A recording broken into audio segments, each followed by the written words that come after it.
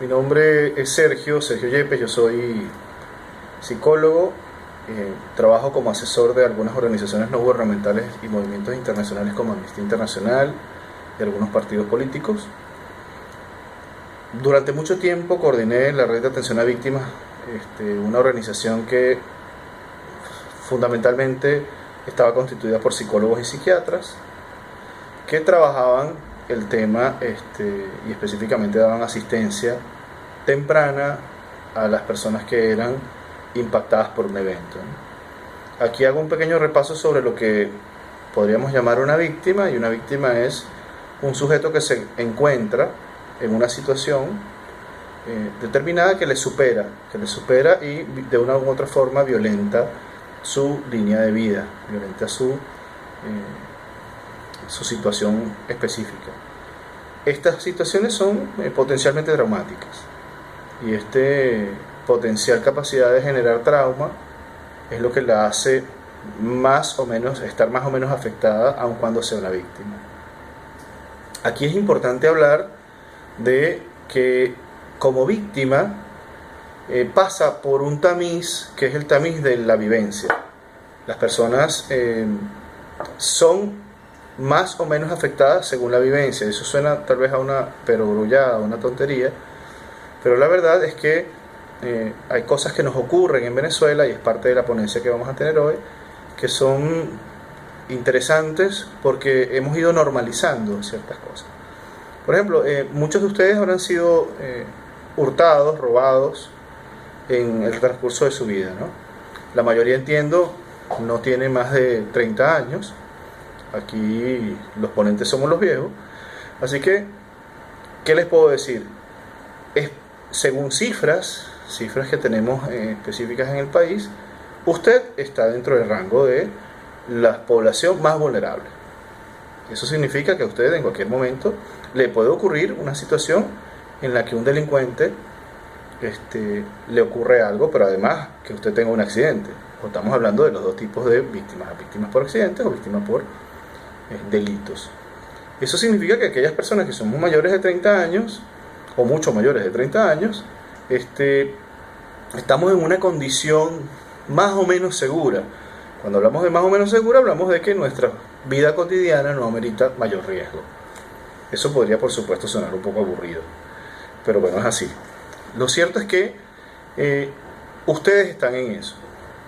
Ahora, en este cuento de ustedes inseguros y nosotros seguros, les puedo comentar que según cifras, y es muy interesante, cifras de la gente de la Universidad Simón Bolívar, específicamente del Departamento de Ciencias Económicas y Administrativas de la Universidad Simón Bolívar, para enero del 2017 ya habían unas 900.000 personas jóvenes que se habían ido desde 1998 a 2016 de Venezuela. ¿Qué tiene que ver esto con la victimología y qué tiene que ver con esto? Bueno, lo que dice un estudio que hemos estado realizando un grupo de compañeros venezolanos afuera, ojo, sin preguntarnos a nosotros mismos, preguntándole más bien a la población de jóvenes como ustedes que se vinieron, decirles: mire, ¿y usted por qué se va? ¿Por qué usted se viene? ¿Por qué usted se movilizó? El 75% de estos jóvenes, en 5 países que hicimos el estudio, que fueron España, Colombia, Argentina, Chile y Brasil, te dicen que es por temor a la propia vida, o sea, temor a tener lesiones y tener daños, temor a ser robados por segunda, tercera o cuarta vez, o bajo una condición en la cual ellos te dicen: bueno, mira, fui víctima de algo muy feo. Así que hablar de victimología y hablar de esto no puede deslindarse de esos temas particulares como las migraciones.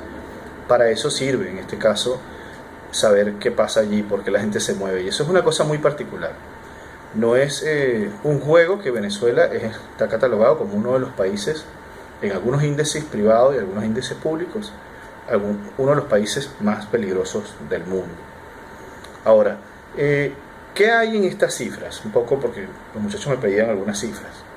Unos compañeros, una gente muy respetada en Venezuela, del Observatorio Venezolano de Violencia, que lo dirige el profesor Briceño León, nos dicen que para enero de 2017 ellos habían registrado un número tremendo, 9.967 muertes de jóvenes de un total de 28.479.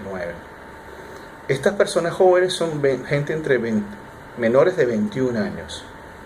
¿Okay?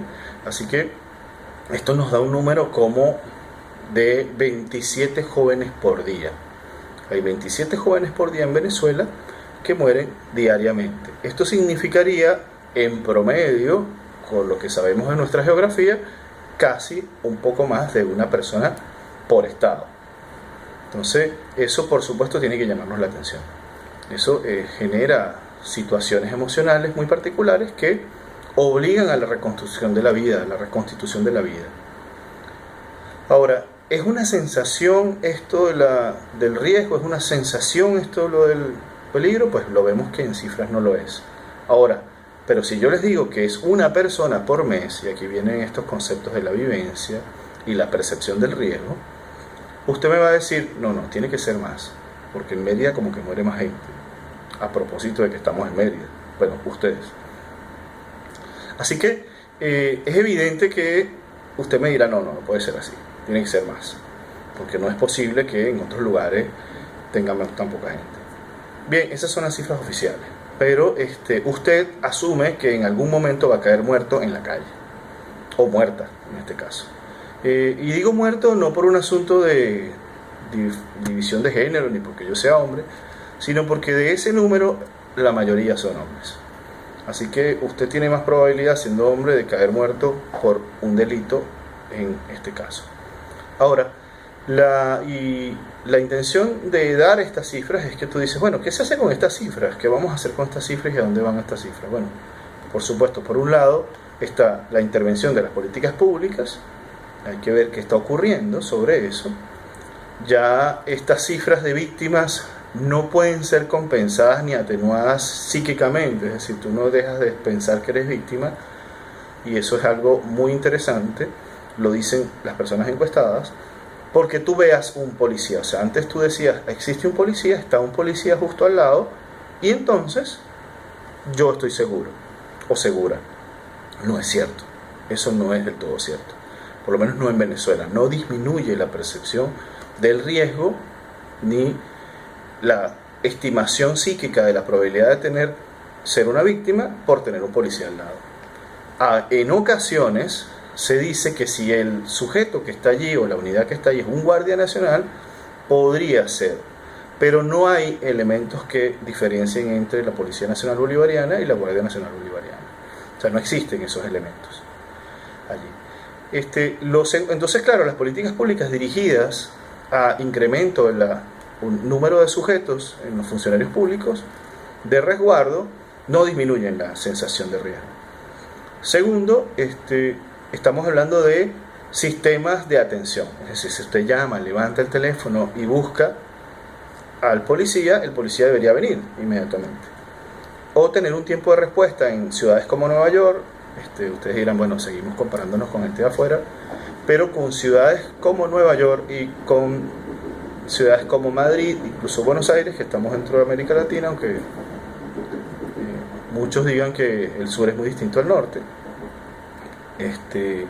tienen un tiempo de respuesta de 5 a 25 minutos. El tiempo de respuesta de la policía en Venezuela, real, por cifras que están en la página de la Policía Nacional Bolivariana, oscila entre los 20 minutos y los 60 minutos. Ustedes dirán, ni siquiera llegan. Y ahí es donde entramos en mi plano, que es el plano de la vivencia. Muchos de ustedes dicen que no quieren llamar porque ¿para qué llamar? Hace unos años, cuando se hizo el encuentro de la Comisión para el Control de Armas que se hizo en Venezuela, lamento no tener el nombre exacto de la comisión, pero tenía que ver con control de armas y desmovilización de esas mismas armas. Hace unos 3 años participé, se decía que 40% de los asesinatos no tenían un denunciante, es decir, tú tenías una persona muerta allí que lo había matado a alguien, y que no había familiares que dijeran, bueno, mira, yo quiero poner una denuncia. Simplemente la gente retiraba el cadáver y punto. Eso también tiene que ver con esta percepción de ser víctima de ser víctima del sistema o de ser víctima de lo que ocurre, como prolongación de lo que le pasó al familiar o al que está allí. Algunos elucubraban y decían, bueno, ¿cómo se resuelve esto? Fácil, la familia lo resuelve, y dentro de ese 40% de personas que no están notificando el asesinato como asesinato ni piden al Estado que avance en una investigación, sencillamente están también los que resuelven el problema por su lado. Eso por aquello de qué pasa con las cifras de victimización. Algunas organizaciones no gubernamentales como Amnistía Internacional y unas más pequeñas, la Red de Atención a Víctimas, Provea, todo esto, vienen denunciando esto, ¿no? Vienen denunciando que existen un número de víctimas abrumador. El asunto está en que en Venezuela se pasa, y volvemos a esto, a la desconfiguración del ciudadano como sujeto capaz de promover el derecho de tener una vida segura. Vivir en seguro es un derecho y debe ser proveído por el Estado y debe ser llamado, atendido y soportado por la acción de las organizaciones no gubernamentales, que son organizaciones que están al servicio de los ciudadanos o son ciudadanos organizados en sociedades civiles. Hay muchos conceptos sobre eso no lo vamos a hablar ahora. Pero sí es importante que se vea que también estas cifras sirven para promover programas de estas organizaciones no gubernamentales, los cuales procuran disminuir de una u otra forma eso. Ahora, estando en un congreso de estudiantes de criminología o de futuros protocriminólogos, estos protocriminólogos tienen que pensar y darle vuelta al asunto y decir, bueno, ¿hasta dónde nosotros tenemos algo que aportar? Tenemos algo que aportar en una Venezuela que se está yendo en gran parte. Muchos de ustedes, y esto no es un invento, muchos de ustedes planean irse al graduarse o muchos de ustedes desean irse pero no han tenido la posibilidad. Es una cosa que es muy fuerte para nuestro país, pero hay gente que se desea ir. Ojo, no estoy haciendo apología de eso, o sea, me gustaría que no tengamos que viajar, que no tengamos que irnos, pero una de las características, ya se los dije, de uno de los datos importantes de esto, no una característica de por qué la gente viaja, se va del país, es precisamente por su percepción de que va a ser en algún momento víctima de un delito, de que va a resolver, va a terminar su vida de una manera muy triste. ¿Okay? Entonces, bueno, por ahí están un poco los datos. Tienen cualquier cosa que deseen comunicarme, plantearme, podemos intercambiar. Hay una lista de WhatsApp.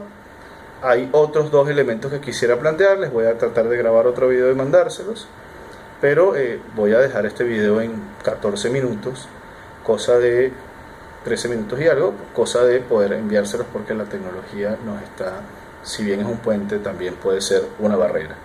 Entonces, de verdad, que tengan un buen día. Si no, lo puedo volver a ver en el otro video, o a leer en el WhatsApp, y bueno, estoy a la orden para cualquier pregunta.